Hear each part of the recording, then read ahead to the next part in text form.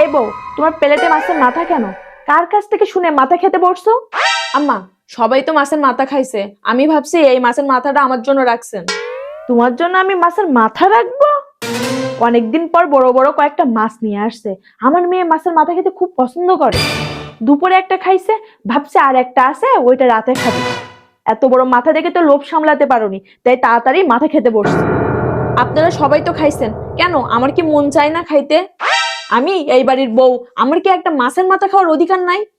তুমি হলে বউ মানুষ, তোমার এত মাথা খাওয়া লাগবে না। আমার তো মনে হয় না বাপের বাড়ি একটা দিনও এত বড় মাছের মাথা দিয়ে ভাত খাইছো। তুমি হলে একটা আদিকলি মেয়ে, তুমি যেটা দেখো এটাই তোমার খেতে মন চাই। এবার বাপের বাড়িতে গেলে তোমার বাপরে বইলো বড় মাছ কিনে মেয়েরা যেন মাছের মাথাটা বসে বসে খাওয়া। আমার বাড়িতে এত মাথা খাওয়া লাগবে না, মাথাটা উঠাই রাখো, অন্য কিছু দিয়ে খাও।